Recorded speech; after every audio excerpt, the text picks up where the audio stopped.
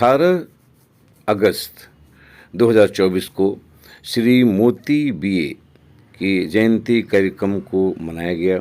उनके निवास स्थान नंदना वार्ड पश्चिमी बरहज देवरिया में। प्रस्तुत है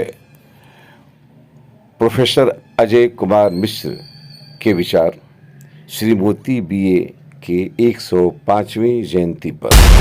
आप बाबा राघवदास भगवान दास स्नातकोत्तर महाविद्यालय आश्रम बरहज के पूर्व प्राचार्य रह चुके हैं और श्री मोती बीए जी के अत्यंत निकट आप रह चुके हैं।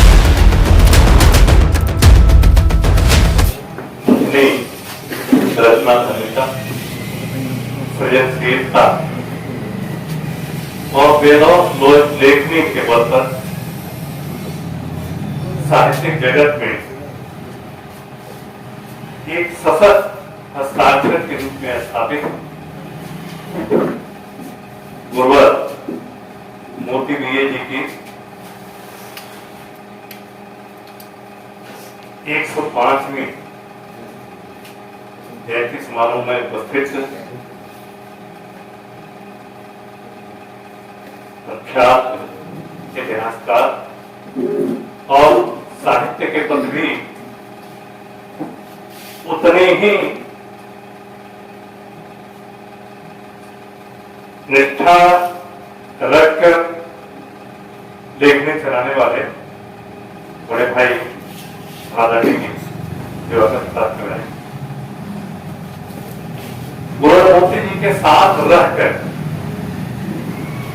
लंबे समय तक अभी आपने सुना कि कैसे उनके गीतों की व्याख्या उनके सामने जिज्ञासा व्यक्त करके अपने उत्कट इच्छा जता करके और उसको परिभाषित करने का प्रयास किया।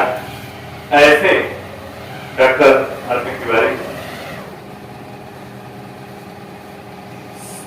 न केवल साहित्य में बल्कि साहित्य की जो एक और विधा संगीत है उसमें भी जनपद के अनेक युवा और होनहार लोगों को उचित मंच प्रदान करने वाले आदरणीय श्री सौदागर सिंह जी, कौशल मणि जी,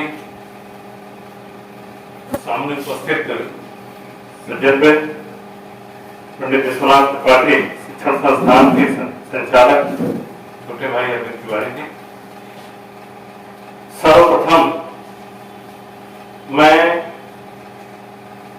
उनके प्रति नमन करता हूं जिनको पढ़कर, जिनके साथ रहकर, जिनको समझकर, यदि पूरी तरह समझ नहीं पाए तो कभी सभी लोगों ने कहा कि मूल्यांकन होना बाकी है। कुछ लिखने का हम लोगों ने भी कुछ प्रयास किए। वो दिखते जरूर साधारण थे लेकिन काम उन्होंने असाधारण किया। असाधारण इस अर्थ में कि जैसे अभी बहुत सारी चर्चाएं हो रही है कि उनको उतना नहीं मिला जितना मिलना चाहिए, जिसके लिए वो पात्र थे उस तरह से नहीं। तो काल का प्रमाण अखंड है, नित्य पुराने पत्ते झड़ते हैं नूतन में परिणत होने के लिए। पुरानी वस्तुएं अपने अस्तित्व का लय करती हैं नवीनता प्राप्त करने के लिए। तो कवि हो, लेखक हो, वो केवल अपने समय का प्रतिबिंब नहीं, जब दिखता है, जैसे चाणक्य ने अर्थशास्त्र लिखा, आज भी हमारा शासन प्रबंध, आज भी देश में लोकतंत्र हो, राजतंत्र हो, कुछ भी हो, शासन तंत्र आज भी 80% से अधिक कौटिल्य के अर्थशास्त्र में वर्णित व्यवस्था के अनुसार ही संचालित। तो यदि जो केवल अपने समय का प्रतिनिधित्व करे वो महापुरुष नहीं। मोती जी ने केवल अपने समय का नहीं देखा, आने वाले समय में उनकी जो राजनीति पर व्यंग्यात्मक कविताएं लिखी गई उसे अगर देखा जाए तो वो आज अक्षरशः सही साबित हो। केवल अपने समय लाभ होते नहीं, आने वाले समय में क्या होने वाला है, कैसे जामाता ससुर की कुर्सी छीन लेगा, बेटा कैसे पिता को पदच्युत कर देगा, पत्नी कैसे पति के खिलाफ चुनाव लड़ जाएगी, ये व्यंग उन्होंने किया। ठीक है, अभी हम बात करेंगे कैसे चली नैया है तो नैये में छेद बात, या कौन किधर कांग्रेसी है तो कौन कम्युनिस्ट है, जिस तरह का उन्होंने लिखा। और कोई जैसे अभी बात हो रही थी कि ठीक है भोजपुरी में उन्होंने लिखने का उस समय साहस दिखाया जिस समय फिल्मी दुनिया के लोग भोजपुरी लिखने से डर रहे, तो अदम्य साहसी थे, उन्होंने उस समय साहस दिखाया और भोजपुरी की मिठास से उन्होंने दुनिया को परिचित कराया। उर्दू में लिखा, अंग्रेजी में लिखा, हिंदी में लिखा, लेकिन भोजपुरी साहित्य अकादमी का प्रथम पुरस्कार उन्हें प्राप्त हुआ। संविधान पर मिला, बहुत सारे पुरस्कार मिले हुए, लेकिन साहित्य अकादमी का पुरस्कार अपने आप में अत्यंत महत्वपूर्ण है।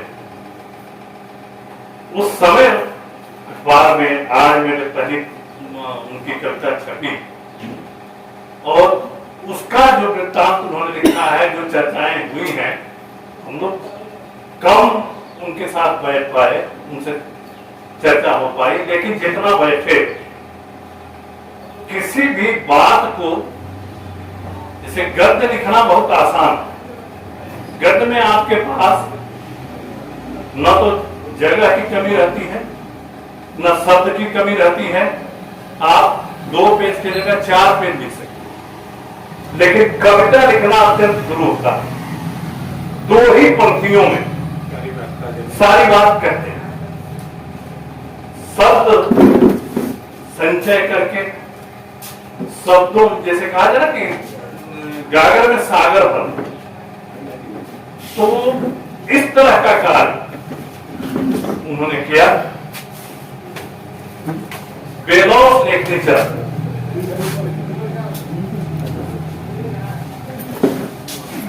बरहज को जिन कुछ लोगों ने एक राष्ट्रीय स्तर पे पहचान दिलाई, उसमें मुरादपुरी जी का नाम।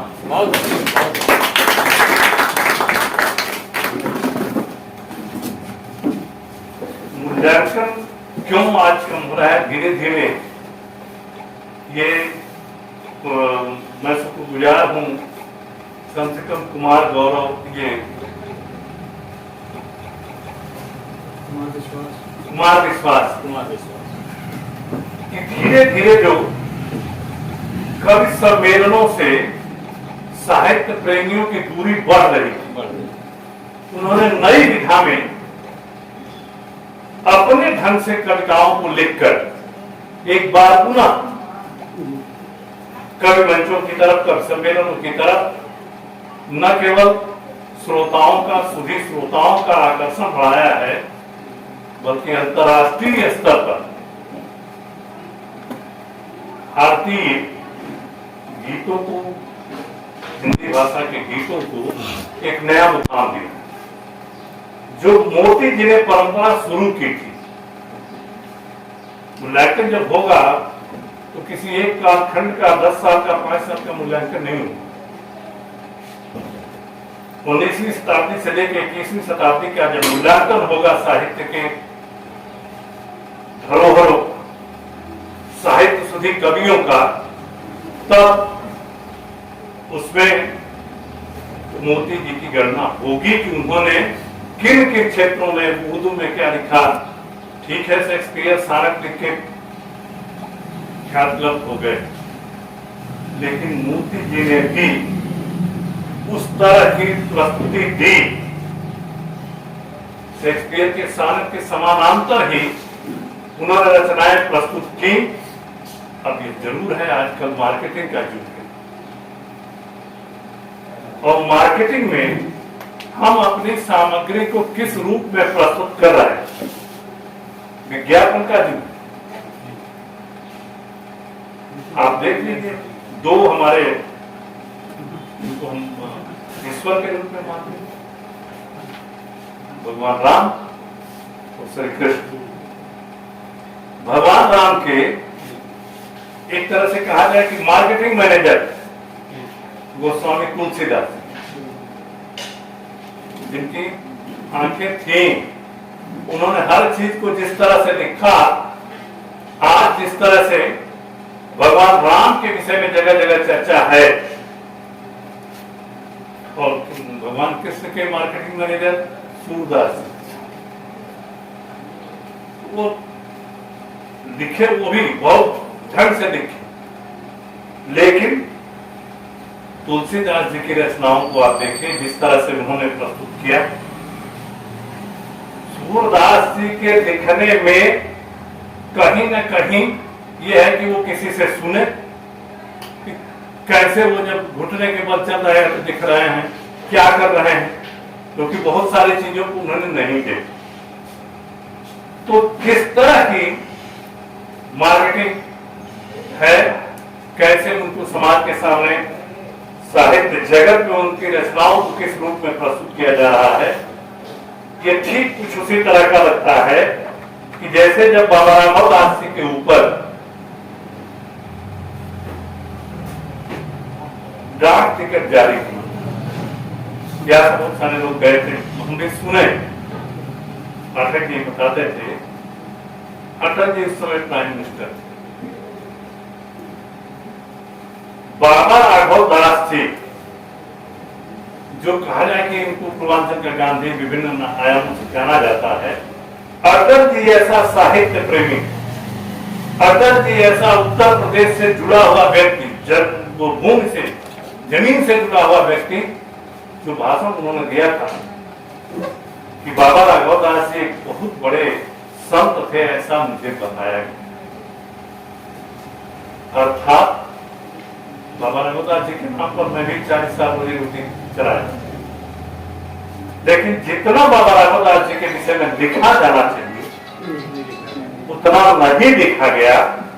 इसलिए अटल जी ऐसे जीवंत व्यक्ति को, साहित्य प्रेमी व्यक्ति को, इतिहास प्रेमी व्यक्ति को, जमीन से जुड़े हुए व्यक्ति को डाक टिकट जारी करते समय यह कहना पड़ा, बाबा राघव दास जी एक बहुत बड़े महापुरुष थे, ऐसा संत थे, ऐसा मुझे बताया गया।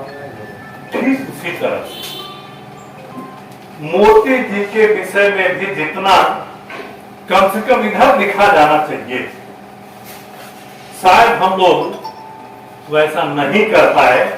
इसलिए साहित्य जगत में मोती जी को जो स्थान मिलना चाहिए, उनका जिस दृष्टिकोण से मूल्यांकन होना चाहिए, उस दृष्टिकोण से मूल्यांकन नहीं हो सका।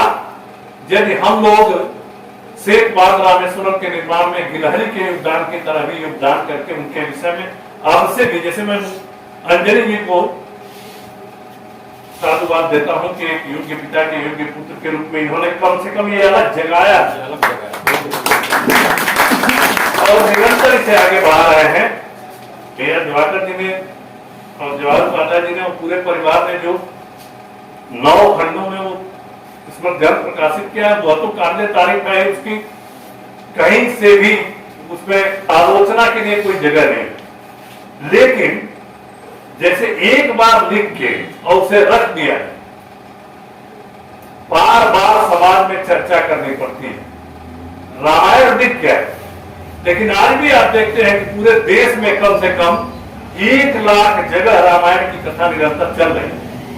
तब घर घर में लोग राम कथाओं से परिचित है, कृष्ण कथा से परिचित है। इसलिए मोती जी ने क्या किया, इसकी चर्चा निरंतर होती रहनी चाहिए। हम लोग तो इतिहास के विद्यार्थी हैं, जो अतीत से अनजान हो जाएगा वो वर्तमान में बेचैन हो जाएगा और भविष्य के प्रति अनिश्चय का दृष्टिकोण हो जाएगा। इसलिए हम अपने अतीत से अनजान न हो। मोती जी हमारे अतीत हैं।